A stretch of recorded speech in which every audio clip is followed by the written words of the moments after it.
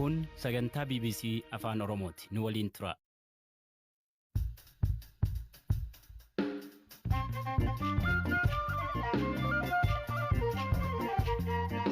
Yooyyaa malee yooyyaa dhaggeeffattoota raadiyoo BBC Afaan Oromoo sagantaan keenya Naayiroobii keenya irra dhufu jalqaba.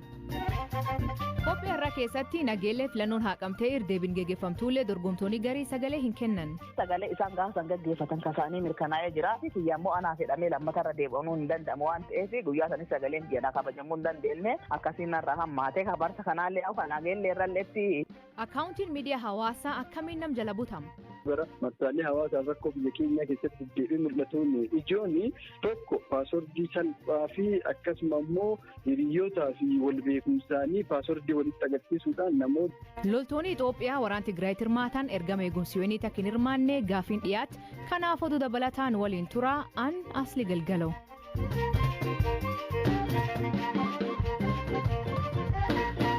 Dhaggeeffattootni oduutiin jalqabaanii godina Gujii naannoo filannoo nageelletti sababa maqaa fi mallattoon dorgommii dhuunfaa tokko hin mul'ataniif boodiin filannoo biyyaalessaa sagaleen akka hin kennamne murteessee ture. Haa ta'u malee buufataalee 100tti sagaleen kennamee ture. Boodiin filannoo buufataalee 30tti filannoon akka taasifamu ibsuun ni yaadatama. Dorgomtuun dhuunfaa naannoo filannoo nageellee Aadde Duree Budee buufataalee 139 keessaa maaliif 30tti gaggeeffamaa jira gaaffii jedhu akkanaan deebifti. 30 gaggeeffamaa inni irraa hafe marsa darbee osoo boordiin filannoo dhooguu gaggeeffame jechuudha inni hafe foon erga gaggeeffameen boodatti immoo boordii filannoolle jaarsummaatti ergatanii jaarsummaa san boordiin filannoolle fudhateetiin filannoon gaafa san gaggeeffame haa fudhatamu haala kaa'amu sagaleen jedhamee kallattiin fe'ameefii jira. Already ammaan kiyya guyyaa sani ammaan ajaja boordii filannoo kabajee gaasan sagaleen boordii filannoon dhaabateera waan jedhameef sagalee kiyya guyyaa hordofachuu hin dandeenye achi asillee mooyyuu boordiin filannoo haqameera innaa hayyee marsatti aanu paartii waliin gaggeeffachuu danda'a waan jedhu abdii qaba ture deebi'anii immoo isaan jaarsummaadhaan ammas irra deebi'anii filannoon sun mirkanaa'uu qabadhanii mirkaneessanii fi paartii fi kiyya sagaleen guyyaa salee na jalaa bittinnaa'e jechuudha. Kun dhiibbaa sirraan hin gahu? Dhiibbaa guddaan irraa hin gahu ani komiyyuu dhiyeeffadheera boordii filannootti an komii dhiyeeffadheera ajaja boordii filannoo kabajee guyyaa sagaleen filannoon gaggeeffamu dhaabii jennaan dhaabsisee jira. Deeggartoota kiyya gadi buusee sagalee kiyya hordofachuu hin dandeenye sagaleen kiyya na jalaa bittinnaa'ee jira. Filannoon sun guyyaa san gaggeeffame analleef dhiibbaa qaba waan ta'eef na haalaan lamuuti jedhee boordii filannoo iyyannoo galchee jira. Haga ammaa deebiin naa kenname hin jiru. Sagaleen kiyyas bittinnaa'ee bakka amma akkaan dorgommiin hin qixxe jechuun hin danda'a jechuudha. Sagaleen kiyya hin jiru. Awurradii ana qofaa fi buufata 109 ana qofaa fi irra hin deebi'u. Kanarraa ta'ee sagalee isaan gaafa san gaggeeffatan kasaanii mirkanaa'ee jira fi kiyya immoo anaa fedhamee lammatarra deebi'uu hin danda'amu waan ta'eef guyyaa sanis sagaleen kiyya kabajamuu hin dandeenye akkasiin irraa hammaatee kabarsa kanaallee akka nageellee irralleetti har'a gaggeessaa jiran kan amma immoo baajata qabaadhee ani hordofachuu hin dandeenye. Akkanaaf warratti sagaleen kennanii jechuudha. Sagaleen kennine an bakka sagalee yoo uummati sagalee naa kenne meebi boordiin filannoo haqummaarra dhaabatee sagalee san laakka'ee waan uummati naa kenne yoo naa galmeesse alatti an sagalee kiyya hadhas hordofachuu hin dandeenye maaliif jennaan tokkoffaa maallaqa qabu guyyaa san fixadhe aniin. Komii qabdu kana boordii filannootti dabarfattee arra. Guyyaa sanirraa kaasee hanga namuma sanii boordii filannootti barreeffama galche kana jechuun ani ajaja keessan kabajee sagalee guyyaa gaafa 14 gaggeeffachuu hin dandeenye filannoon hin jiru dhaabachiisinaan jenna anis dhaabachiisee jira anirra hirmaachuu hin dandeenye filannoo sanii kanaafuu boordiin filannoo akka fala naa kennu lammaffaa immoo kisaaraa keessa ture guyyaa san ganama ijoollee bobbaasee achiin bahanii erga achiin bahaniin boodatti filannoon dhaabateera innaa ijoollee san de'isee maallaqa kaffalee durgoo bobbaase kennee fi bobbaase deebi'ee fudhachuu hin danda'u kisaaraa guddaa keessadha. Kanaaf kana naa beekaa hidheeni boordii filannootti barreeffamaan galche. Furmaanii maal jettee yaadda? Amma furmaanni kana irra naa deebi'u jechuudhaafis rakkisaadha. Kanaaf boordiin filannoo tokkoffaa balleessaa kana boordii filannootii kenna. Maali jennaan araaf paartiilee keenya ajajatti kennee eega dhaabachiisaa nuun jedhe dhaabachiisnee jirra sagalee san deebisee mirkaneessuun turre jechuudha. Meebi amma gama seeraatii meebi himachuufa maali wanni jedhamu ani amma humnaa hiikanaa iyyuu qaamaa gana ga'u himadhulle hin qabu. Already dimokiraasummaan filannoo rakkisaadha kallattii jedhu ani yaadaan qabu amma. Galatooma Aadde Duree. Hayyee ulfaadha.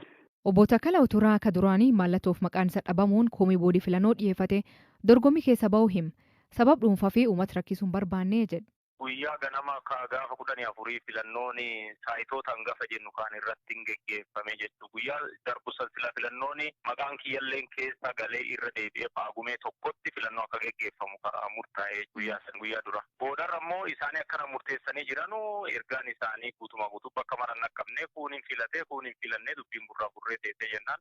Bakka eeguma dogongori simbira ta'ee kanaafuu uummata dhamaasuun ammas filannoo jettanii ammas yeroo itti aanus filannoo jettanii uummata haala rakkoo nagayaatiin nu rakkataa jiru olii gadi raasuun hin barbaachisu itti deemaati. Kanaaf hin dhabinaa itti deemaa jedheeni an keessa miila guuradhe zeen bakka hafte san irratti guutatu jiranii jechuudha. Warri wanni filannoon irra geggeeffamuuf kan beeku akka.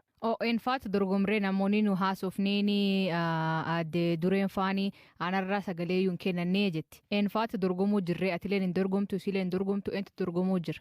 Akkas taanaan namni dorgomu warruma Prosperity Party bakka namni dorgomu. Yaa'u dorgommi namni tokkochi qoftee gadi haate silaa dorgommi hin jedhamu.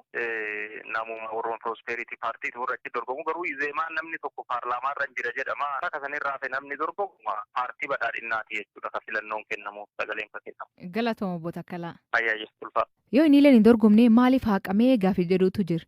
Boodii filannoo biyyaalessaa Itoophiyaatti gaafatama Oromiyaa akka ta'e obbo Ragaasaa Galataa filannoon irraa nagaan geggeeffamuu hima. Koomii adde dureen kaafteerraa akkan jedha. Seena biraan keenya egaa amma yoonaatti annagahee achi ganama saa 12 calqabanii amma 12tti hojjechuun namni egaa irraa filachaa oolan jedhuun dhaga'ee waan isheen dorgomtee kan ani beeku waan qaqqabis hin jiru. Koomiinis immoo koomii kana deebisuudhaaf immoo isaanitti dura dhiyeeffataniitu xalaa'anii jechuudha. Achiin mirga qabu achi gaaffii gaafatan annee sana mirga isaanii argatu deebii jechuudha. Nuti immoo biiroon keenya asii Finfinnee jira waan kana achis bilbilanii waan nutti hin jiru namni tokko koomii yoo dhiyeeffate achumatti warri koomii dhaggeeffatee deebisu achi jiru namni 3 jechuudha. Buufata filannoo dadhabe immoo gara walitti naannoo filannoos immoo jiru namni 3 achitti deebi'aaf jechuudha. Kanarraa yoo darbe immoo gara boordiitti biyyoolessaatti darbaa jechuudha akka seeraatti. Yoo filannoon tun duraanii nam tokkotti maqaan isa hin galmaa'iniif haqame yoo namni kun ammallee hin dorgomne maaf geggeessan ree? Komiin amma akka boordiitti nu qaqqabe hin jiru.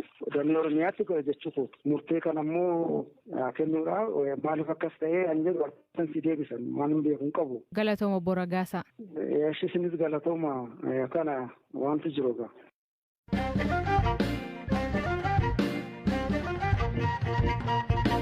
Ogeeyyiin miidiyaa 7 lamaan dura jarmiyaalee miidiyaa lam keessa ukkaanfamanii fudhataman hagiyoonaa eessa akka jiran hin beekamu jedha bukkatoon isaanii.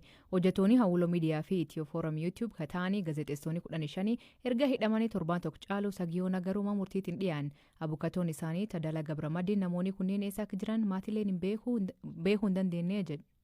የአውሎ ሚዲያ ሰራተኞች የተያዙት ዛሬ 9ኛ ቀናቸው ነው። ጋዜጠኛ አበባዬ የተያዘው ሐሙስ ዛሬ 8ኛ ቀን ነው። Hojjettoonni Awuloo Miidiyaa erga qabamanii har'a guyyaa 9ffaa isaaniiti.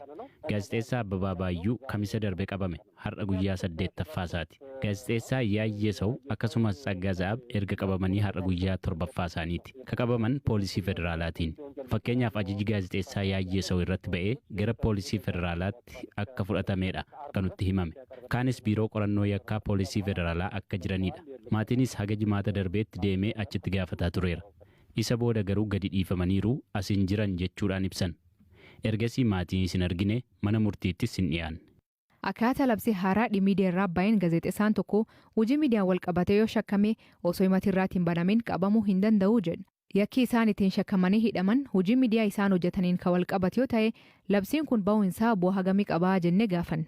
በስነት እንደዛ ነው ሊሆን የሚችለው ያው ሁለቱም ሚዲያዎች በሀገሪቱ ያለውን ቀውስ የፖለቲካ ሁኔታዎችን kan ta'uu danda'u kanuma sababni isaa miidiyaaleen lameen haala siyaasaa biyyattii loogii malee gabaasaa turan kanarraa ka'ee natti fakkaata olaantummaan seeraa kabajamuu qaba kanneen qabaman mana murtiitti dhiyaachuu qabu kan jennuufis labsii haaraa ba'e irraa kaaneeti gaazexeessitoonni kunneen mana murtiitti dhiyaachuu dhabuun isaanii waan nu dhiphiseef maatiin gara komishinii mirga namoomaa deemee iyyatee ture. Komishinichis ni dhiyaatu jedhee nutis eegaa turre garuu hanga yoonaa mana murtiitti hin dhiyaanne maatiinis eessa akka jiran hin beekan erga abdii kutannee booda gara qaama bilisa baasu habeas corpus deemneerra. ጥያቄ ነው። ይሄን ለማድረግ ዝግጅት አድርገናል። Jarmiyaan dhimma gaazexeessitootaaf dhaabbatee CPJ'n Gamisaatiin mootummaan gaazexeessitootaa fi ogeeyyii miidiyaa hidhatamaan akka hiikuu fi hojjettoota damee miidiyaa hacuucuu irraa of qusatu akeekachiisa.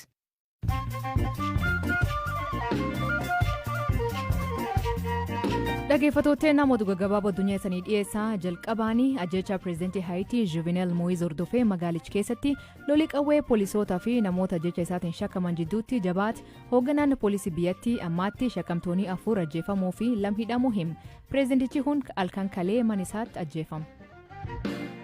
Pireezidantii Yuugaandaa Yoweri Museveni afaan Kiswahilii afaan Afrikaa tokkoomsuu waan danda'uu fi lammiileen Afrikaa afaan kana akka dubbataniif yaamicha dhiyeesse. Museveniin afaan Swahilii afaan bilis ta'e kan namni tokkolleen kii jedhee falmuu danda'u miti jedha. Afrikaa keessaa Swahiliin Keenya, Tanzaniyaa, Yuugaandaa, Buruundii, Ruwaandaa fi Koongoo dubbatama. Loltooti Itoophiyaa waraana Tigraay irratti hirmaatan ergam nagaa eegsisuu akka hin bobbaafne walitti qabaan koree hariiroo dhimma alaa Ameerikaa gaafate. Seneetar Bob Mendez xalayaa barreessaa olaanaa UN'if barreessanii loltoonni kun sarbamiinsa mirga raawwachuu keessaa qooda hin qabne mirkanaa'utti ergam nagaa eegsisuun akka hin hirmaanne gaafate.